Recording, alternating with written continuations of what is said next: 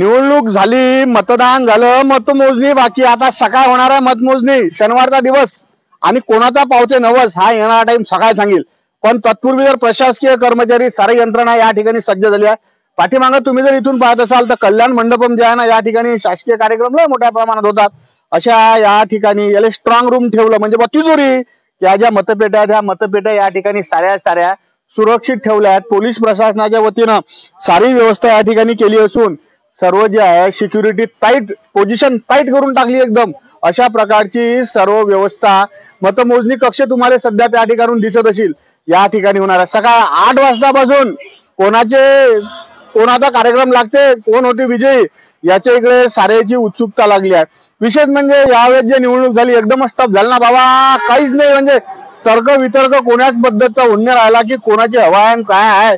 पण या माध्यमात एक गोष्ट नक्की झाली आहे की यावेळेस मतदानाची टक्केवारी जी आहे, माझा अंदाज होता की 72 ते 75% होईल अशी मतदानाची पर्सेंटेज वाटलं होतं, पण 72% मतदान झालाय. सारे पोलीस कर्मचारी बी तुम्ही या ठिकाणी जर पाहत असाल तर पोलीस कर्मचाऱ्याच्या माध्यमातून सध्या एकदम टाईट आहे ना. कारण कसा आहे, लोकशाहीचा हा सोहळा असते मतदान, त्यासाठी सर्व जे पोलीस कर्मचारी आहेत हे या ठिकाणी एकदम टाईट पोझिशन ठेवली आहे. सकाळून 8 वाजतापासून हा तितंबा चालू होईल. हा पुढे तो पुढे लोकांचा कल्ला हल्ला हा सारा तितंबा सकाळी 8 वाजतापासून तुम्हाला गावरान 90वर पाहायला भेटेल. पण त्याच्या आधी मतमोजणी कोणा पद्धतीची होणार आहे, एखादा जर आपल्याला निवडणूक अधिकारी जर व्यक्ती कोणी भेटली तर त्याच्याजवळून सारी माहिती आपण जाणून घेऊ. तर सकाळ मतमोजणी 8 वाजतापासून चालू होईल. 12-1 वाजे लोक कोणाचा तितंबा लागते, कोण होते विजयी, कोण होते पराभूत, याच्या साऱ्याला माहितून. पण जे मला अधिकृत माहिती भेटली आहे त्या माहितीनुसार सकाळी जे मतमोजणी होणार आहे ते 14 टेबलवर 23 फेऱ्या, 14 टेबलवर 23 फेऱ्या असं राहील. आणि टपाली 5 टेबल राहतील की लय जण टपाल जे दूरचे असतात ते मतदान केलं असते बा, मतदान आले महामतदान केले, टपालने थोडा टाइम लागते.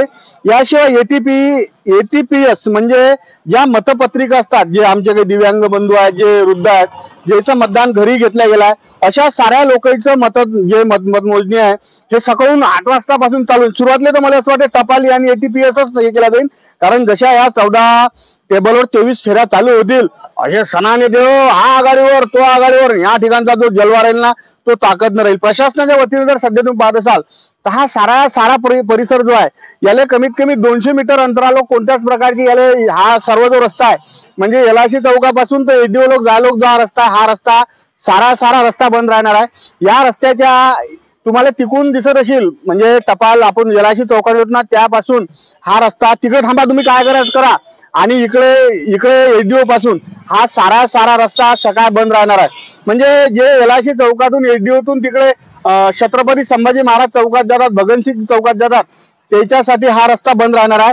म्हणून सकाळी जे मतमोजणी होणार आहे त्याचं चित्र क्लिअर झालं. सन्माननीय निवडणूक अधिकारी एसडीओ साहेब याच्यासोबत बोलणं झालं. साहेब म्हणे जरा बाहेर मी येतो म्हणे बाबा, थोडस त्या ऑफिसमध्ये बसलो आहो म्हणे, त्या कामात आहो, आणि अंदर कोणत्याच प्रकारचा फोन अलाउड नाही आहे. साहेबांना ते सांगितलं फोन अलाउड कोणालाच नाही आहे.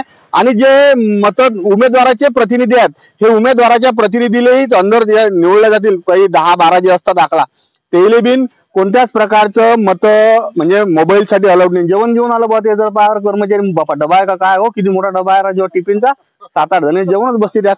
पण काय करता आता कर्मचाऱ्याच्या ड्युट्या असतात भाऊ, त्याच्या पोटाला भाकर लागते. पण सगळं म्हणजे 23 तारीखला जो निकाल लागणार आहे तो निकाल सारा गावरान 90वर पाहायला भेटणार आहे. पाहताना कशी मजा येते तर कोणाचे फटाके सकाळ फुटतात हे सारा गावरान 90वर पाहत राहा.